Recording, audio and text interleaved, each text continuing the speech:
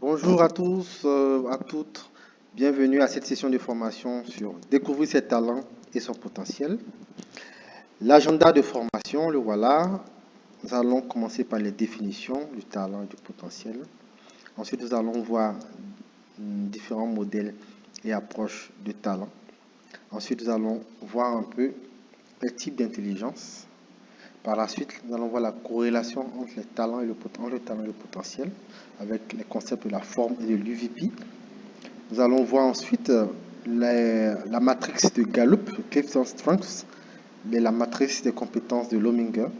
Nous allons ensuite continuer avec différentes tests de personnalité que nous allons voir rapidement et puis terminer avec la notion de talent à haut potentiel.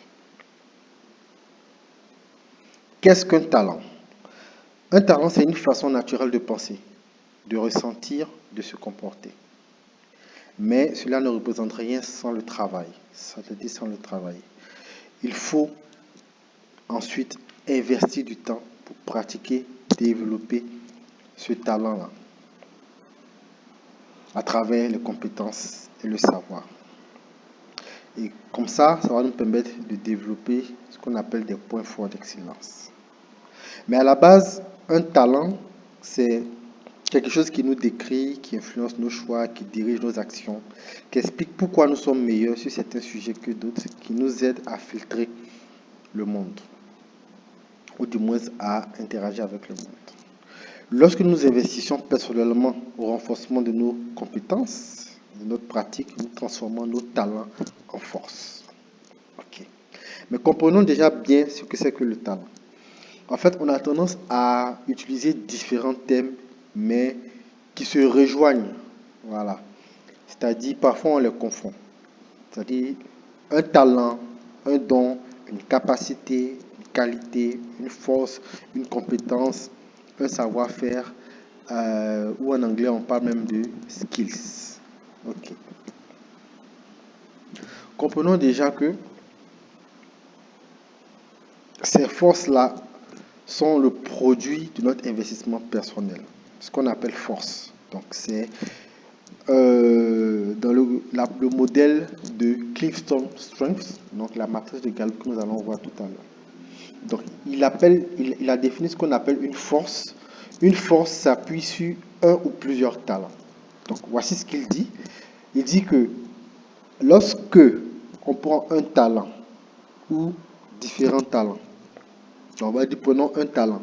Ce talent-là, on s'investit personnellement en le pratiquant, en l'utilisant, en développant des compétences sur la base de ce talent-là, en l'associant à différentes connaissances. Ce talent-là devient une force. Voilà. Donc ça, c'est un élément qu'il a introduit.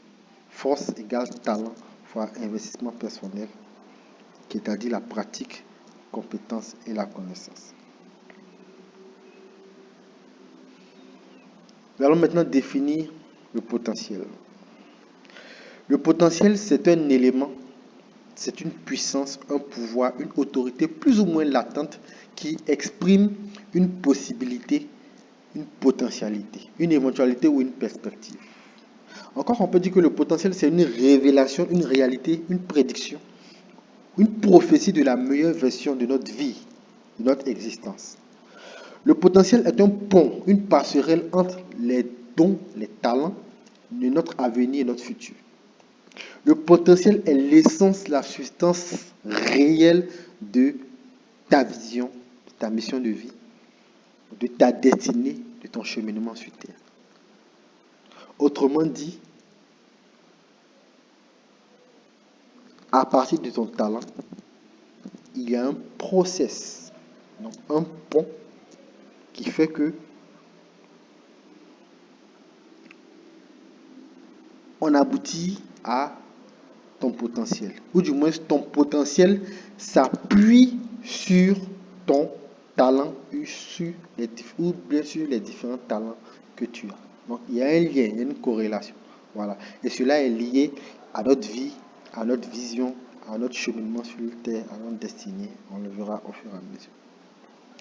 Donc, différents modèles approchent le talent. Donc, nous avons le modèle 3A, c'est-à-dire à partir des aptitudes qu'on a, des aptitudes, de l'agilité. Ces différents éléments-là constituent ce qu'on appelle un talent. Ici, le talent, cette approche-là, c'est plus une approche côté ressources humaines. Dans les entreprises, on ne parle plus trop d'employés, on préfère utiliser le terme talent plutôt qu'à employé. Donc, dans certaines entreprises, ils considèrent qu'un employé, c'est-à-dire un talent, a une attitude, une aptitude, une agilité, le modèle 3A. Le modèle 5A, qui est utilisé par certaines organisations internationales qui s'occupent de la jeunesse, eux, ils ont introduit 2 autres points en plus de l'attitude, de l'aptitude et de l'agilité. Donc, ils ont introduit ce qu'on appelle le awareness, c'est-à-dire la prise de conscience, être conscient de son environnement, et l'actionability ou l'activation. Voilà. L'actionability, l'activation, c'est la capacité à poser des actions dans sa vie, dans la société. Voilà. Donc, l'attitude, ce n'est rien d'autre que notre manière de se comporter. L'aptitude, c'est les compétences, le savoir-faire. L'agilité, c'est la capacité d'une personne à pouvoir s'adapter à une situation ou dans un contexte précis, à un environnement précis. Voilà. Donc, nous avons le modèle 4E, iPod, donc qui est High Potential Talent. Donc, les 4E sont l'éducation, l'expérience, l'exposition et l'effectiveness, l'effectivité. Donc, c'est des notions que je ne vais pas développer, c'est juste à titre de connaissance. Donc, certaines entreprises considèrent là maintenant des talents à haut potentiel, donc des employés qui ont la capacité de pouvoir monter rapidement en compétences, gravir les échelons, et les évaluent sur la base de 4 notions clés qui sont l'éducation de ces personnes-là, donc la formation, l'expérience de ces personnes-là professionnelles, l'exposition et ensuite l'effectivité. Voilà. Donc je ne veux pas trop développer là-dedans, c'est pour juste vous montrer que la notion de talent est assez vaste et globale et utilisée dans différents textes. Alors, il y a une corrélation entre le talent et son potentiel. Je l'avais introduit plus tôt et on va le voir clairement à travers 2 concepts qu'on appelle la forme et l'UVP. Donc, comprenons que notre potentiel que j'ai défini, c'est-à-dire qui est une réalité de ce qu'on peut être dans la vie. Voilà, quelque chose qu'on peut faire, qu'on peut accomplir, qu'on peut devenir, qui s'appuie sur notre talent. Donc le potentiel s'appuie sur notre talent. Ou du moins s'appuie sur nos différents talents, sur nos différents dons, sur nos différentes capacités, etc. On l'a déjà vu tout à l'heure. Donc, la forme, c'est un concept utilisé par un grand leader. Et il a utilisé cet acronyme. En fait, la forme, c'est une formulation, c'est une expression de notre potentiel. Voilà. Je vais juste introduire ces éléments-là parce qu'en réalité, pour définir la forme, ça peut faire l'objet de plusieurs jours de formation. Voilà. Donc, pour ne pas dire pratiquement 2 semaines de formation pour pouvoir bien parcourir en détail ces éléments-là. Mais je les ai simplifiés. Donc, la forme, c'est une formulation, l'expression de son potentiel. Le F pour dire faire l'inventaire de tes dons. Ici, les dons sont des sortes de talents, mais qui à un moment donné ont été activés de notre destinée, qui ont été activés de notre vie. C'est des dons particuliers on n'est pas forcément né directement avec, mais pour ceux qui sont spirituels justement, à travers une expérience spirituelle, on a une capacité surnaturelle, on a un talent surnaturel qu'on appelle un don. Voilà. Ouvre ta boîte à talent, donc c'est le talent naturel avec lequel on est né. Donc, reviens sur tes expériences passées, donc c'est de pouvoir faire un examen, de pouvoir balayer quelles sont les différentes expériences qu'on a déjà eues dans notre vie. M, c'est mesure les battements de ton cœur. Donc, qu'est-ce qui nous fait vibrer? Qu'est-ce qui nous passionne? Qu'est-ce qui crée des pincements positifs ou négatifs? Et E, c'est examine ta personnalité. Donc, quels sont différents traits de personnalité dominants? Donc, en fait, la forme définit ces 5 éléments. En fait, ces 5 étapes qu'on le fait vraiment, on le creuse. C'est-à-dire, chaque élément peut faire l'objet d'un véritable atelier et de véritable formation pour creuser, pour comprendre c'est quoi notre don surnaturel ou spirituel, c'est quoi notre talent naturel, quelles sont les différentes expériences, etc. Donc c'est en 5 étapes. Lorsqu'on finit de faire ce travail-là, on aboutit à ce qu'on appelle notre forme. Voilà. Qui nous permet de comprendre quel est notre potentiel en fait. Et la deuxième notion, c'est le UVP, l'Unique Valuable Potential, ou l'unique potentiel de valeur, voilà, qui s'appuie sur 7 P, les 7 P of Personal Life Purpose Perspective. Donc, le premier P, c'est nos objectifs. Deuxième P, c'est la passion. P, c'est notre profil, c'est-à-dire quelles sont nos forces, quels sont nos talents, quels sont nos dons. On a déjà vu cette notion tout à l'heure. Ensuite, quelles sont nos valeurs personnelles, nos vertus personnelles. Ensuite, quelle est notre personnalité. Après, quelles sont nos expériences passées ou antérieures. Le dernier P, c'est notre proposition. Quelle est la solution, les solutions que nous sommes capables d'apporter, la valeur ajoutée que nous sommes capables d'apporter dans notre vie, dans le monde. Cette valeur ajoutée peut être des services que nous pouvons proposer, des programmes que nous pouvons implémenter ou diriger, des pratiques, des produits, peut-être une expertise, des activités, des expériences, des réalisations. Voilà. En fait, c'est un tout. Vous voyez qu'il y a une ressemblance entre la forme et l'UVP, parce que ces 7 P-là, lorsqu'on les décortique de A à Z sous forme d'atelier, ça nous permet de ressortir ce nombre d'éléments qui, lorsqu'on les met ensemble, fait l'UVP. Mais que ce soit la forme qui est ou l'UVP, ces éléments nous permettent de pouvoir faire ressortir quel est le potentiel qui est en nous. Et vous voyez que ça s'appuie sur nos talents, ça s'appuie sur nos personnalités, ça s'appuie sur nos dons, ça s'appuie sur nos différentes expériences. Voilà. Alors, nous allons creuser un peu plus le talent et le potentiel. Pourquoi est-ce que c'est important de découvrir son talent, de connaître ses potentiels? Le talent et le potentiel sont des facteurs multiplicateurs de ta destinée, la destination de ton voyage, la valeur ajoutée de tes expériences, l'accomplissement, la réalisation de ta vision, de ta mission de vie, si tu veux. Le talent et le potentiel sont des facteurs pour bâtir son influence, pour produire la différence que les générations attendent de toi, pour impacter, pour développer, transformer aussi bien une petite communauté, aussi bien un groupe de personnes que toute une région ou une nation entière.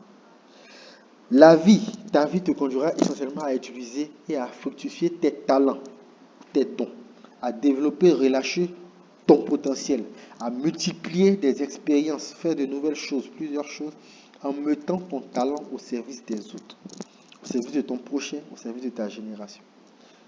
Et l'objectif, et ce c'est d'atteindre un objectif, c'est d'apporter de la valeur, de produire un impact et une transformation considérable, une influence positive dans la communauté, dans les nations. Donc, tes talents peuvent être un indicateur de ta vision, de ta mission de vie.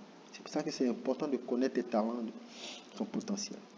Mais la triste réalité, c'est que concernant les talents et le potentiel, certains d'entre nous, peut-être même toi, n'ont pas encore vraiment suffisamment découvert leur véritable talent. Ils ne sont même pas conscients du potentiel qu'ils ont. Ils ne croient pas même en leur potentiel. Même quand ils sont conscients, ils ne croient pas qu'ils peuvent le faire, qu'ils peuvent le réaliser. Ils ne passent pas assez de temps à développer, à affiner, à fructifier, à multiplier leur talent.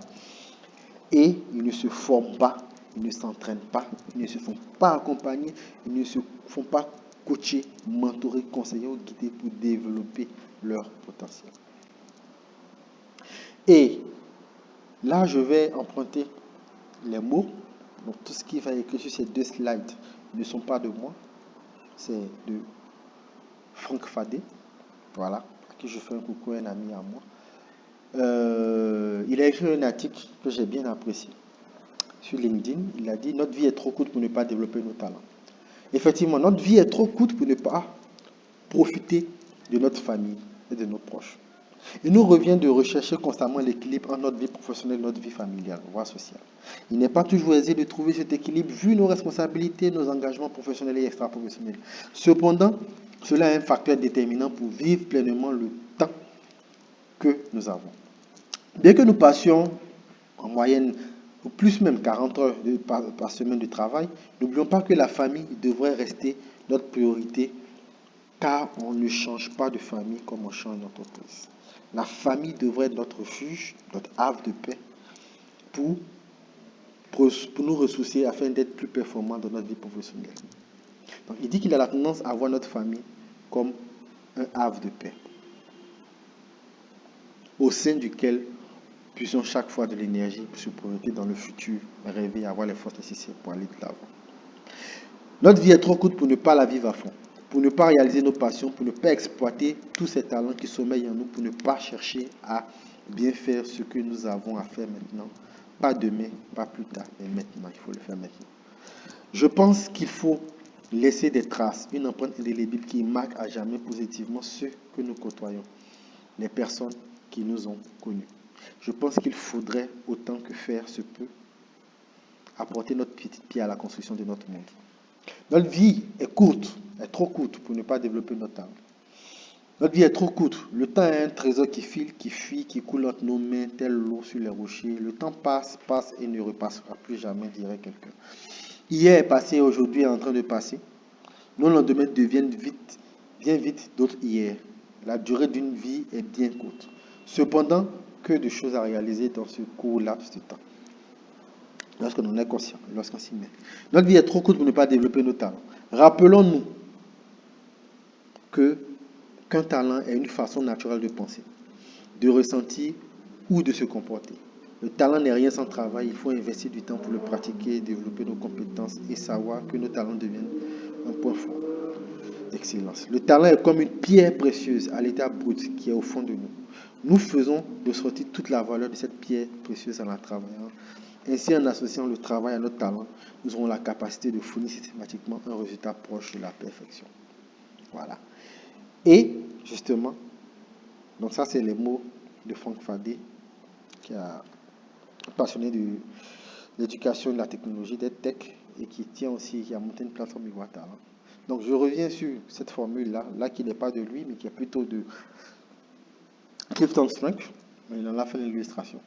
Donc, un talent, lorsqu'on s'investit par la pratique, en utilisant par les compétences, plus le savoir, les connaissances, il devient une force ou plusieurs forces. Ok. Donc, là, nous allons maintenant aller dans des éléments plus concrets de ce que c'est que le talent. Et nous allons commencer par voir 2 points qui illustrent bien cette notion de talent. Voilà. C'est 2 modèles, 2 approches différentes. Mais à la base, ce sont des tests de personnalité. Voilà. Donc, le premier point, c'est les 34 qualités, sinon les 34 talents de Clifton Strength. En fait, Clifton Strength, c'est un scientifique qui a réfléchi, qui a travaillé et qui, après ses études sur une longue période, a fait ressortir qu'il y a 34 talents dominants. Voilà. Donc, ces 34 talents-là caractérisent notre potentiel, sont un ensemble de capacités ou de forces, compétences d'une personne. Et les a regroupés en 4 domaines. L'exécution, les relation building, construction de relations, strategic thinking, c'est-à-dire la pensée stratégique, et l'influence. Voilà. Nous allons voir un peu plus en détail tout à l'heure. Ensuite, la deuxième approche qui est aussi un test de personnalité, qui est la matrice de Lominger, qui est un concept fait par un scientifique, Lominger. Lui, il a fait ressortir différentes capacités, compétences en termes de leadership ou de management qui caractérisent une personne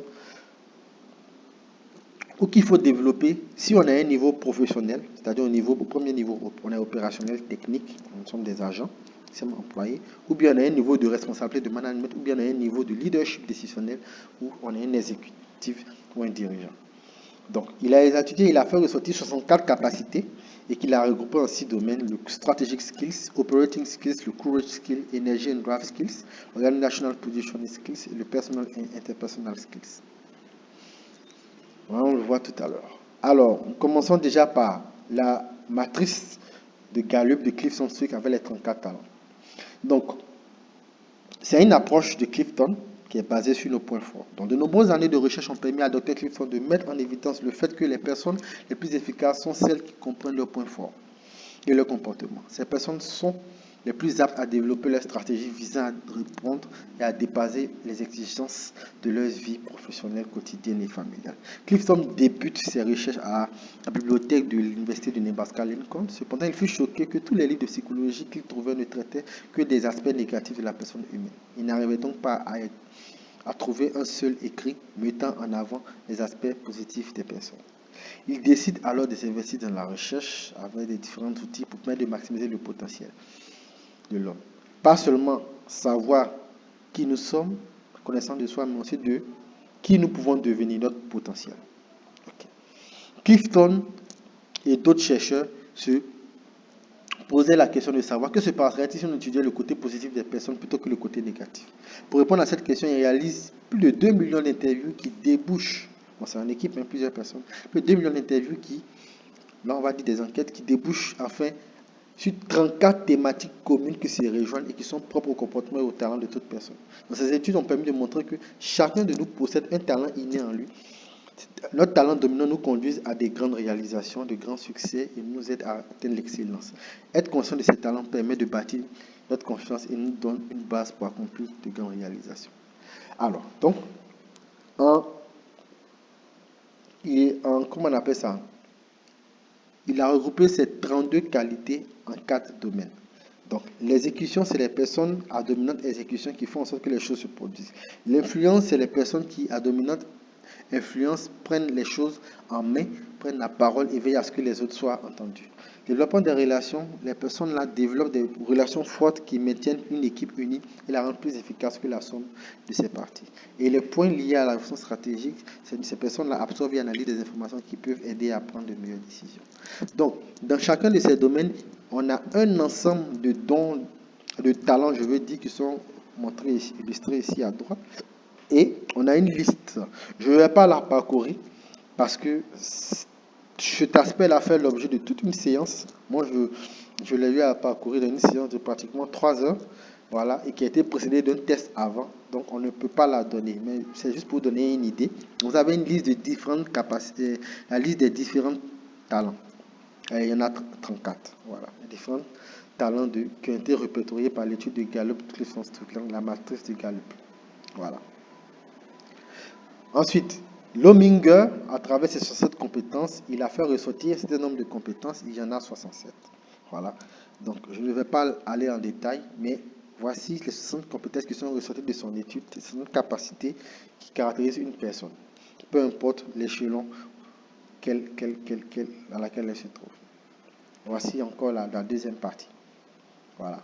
Donc, il y a 67 compétences, aussi variées les unes que les autres. Voilà. Donc, je ne vais pas en détail, mais c'est différentes compétences qui caractérisent l'homme. L'approche de Lominger. Donc, il les a résumées ici. Donc, voici les différents domaines, les 6 grands domaines, tels qu'ils sont présentés ici. Donc, les 6 grands domaines. Donc, et en fonction de chaque domaine, il y a des sous-clusters et chaque cluster répertorie un certain nombre de compétences qu'il a identifiées. Donc, globalement, le strategy skills, le domaine strategy skills, on a le understanding business, making complex decisions, donc prendre des décisions complexes. Understanding business, c'est comprendre l'activité, le business. Creating a new and different, donc tout ce qui est lié à la création, l'innovation, faire des choses différentes. Dans l'operating skills, il y a keeping on the point, donc être focalisé, faire des choses avec précision, une priorité. Getting organized, donc organisation. Il y a le cluster getting work done through others, donc permettre que les choses se réalisent. Le cluster managing work process, donc gérer des process de travail. Dans le domaine courage, on a dealing with trouble, le cluster, dealer avec les différents troubles, les difficultés, gérer, je dis. Ensuite, le cluster making touch people call, voilà. Nous avons energy and drive, qui est essentiellement sur le cluster, se focaliser sur le bottom line. Voilà. Ensuite, nous avons le domaine Organizational Positioning Skills, qui est caractérisé par 3 clusters. Le premier, Being Organizational Savvy. Ensuite, on a le cluster Communicating Effectively, la communication. Ensuite, le Managing App, donc la gestion à un niveau supérieur. Et le dernier domaine qui reprend différents clusters, beaucoup de clusters. Donc, personal et interpersonal. Donc, on a le Relational Skills, on a le Caring About Others, le Managing Diverse Relationships, le Inspiring Others, Acting with Honor and Character, Being Open and Receptive, cluster Demonstrating Personal Flexibility, et le Balancing Work-Life, donc balancer entre le travail et la vie personnelle, notamment familiale. Donc, il a défini ces différentes compétences-là qu'on a vues tout à l'heure, les 67, dans différents domaines regroupés en cluster. Et ici, là, il y a un regroupement qui est intéressant. Là, ce n'est plus par domaine, c'est en fonction qu'on soit en début de carrière professionnelle, ensuite en milieu de carrière où on a des possibilités de responsabilité, on est responsable, on est manager, on gère des équipes et tout. Et puis ici, au niveau exécutif, on a un niveau de dirigeant, on est en haut de la pyramide, on est directeur, on est DG, on est CEO, on est dans un groupe, voilà, on est dans un conseil d'administration, etc. Donc vous allez comprendre que ces mêmes compétences-là qui ont été reprises suivant le stade auquel on se trouve.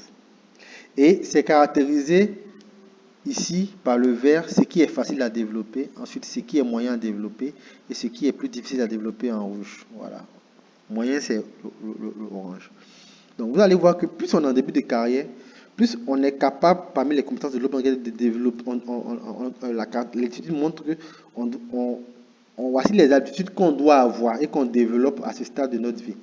Et ces habitudes il y a beaucoup plus d'habitudes faciles à développer. Et ensuite, on a quelques adjectifs moyennement, qui se développent moyennement. Voilà. Mais lorsqu'on bascule au milieu, c'est-à-dire les middle managers, qui doivent développer des compétences avancées, en fait, vous voyez qu'il y a énormément de compétences. Et c'est aussi bien des compétences faciles, des compétences moyennement faciles à développer, des compétences un peu plus difficiles à développer. Et c'est ce qui caractérise des personnes qu'on appelle responsables ou managers ou chefs. Donc ceux qui sont managers, senior managers, et qui évoluent vers directeur, c'est des étapes qui sont assez difficiles, pas difficiles mais délicates, parce que en réalité on doit développer pas mal de compétences pour être un bon manager. C'est pour ça que n'importe qui ne devient pas manager dans une entreprise. C'est pour ça que n'importe qui n'est pas capable d'être responsable, même dans une association, ou responsable au sein de quelque chose qui est lié soit au son gouvernemental, politique, ou bien des institutions internationales, ou dans le domaine social, ONG, fondation. Il faut développer beaucoup de capacités et qui ont été définies par Lominger.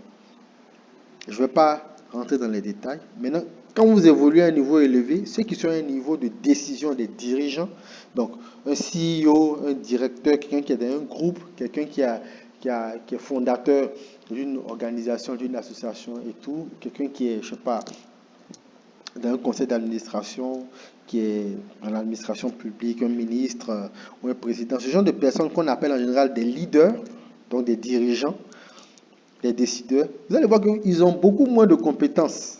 Peut-être un peu plus au niveau des compétences rouges, difficiles à développer, mais ils ont un peu moins de compétences parce que à ce niveau-là, on ne vous demande pas des compétences qui sont plus opérationnelles, c'est-à-dire celles qui sont vertes, et on ne vous demande pas trop de compétences qui sont plus managériales, qui sont celles en orange. On vous demande beaucoup plus de compétences qui sont liées au leadership. Voilà. Donc voilà un peu ce que Lominger fait ressortir. Alors, on continue avec les types d'intelligence. Il faut comprendre que au-delà des talents, il y a différentes approches qu'on vient de voir. Il y a la notion d'intelligence. C'est très important de comprendre l'intelligence. Une intelligence, c'est une capacité à pouvoir connaître, faculté de connaître, de comprendre la qualité de l'esprit qui comprend et s'adapte facilement. Donc, intelligence, C'est un ensemble de fonctions mentales ayant pour objet la connaissance rationnelle, s'opposer à la sensation ou à l'intuition.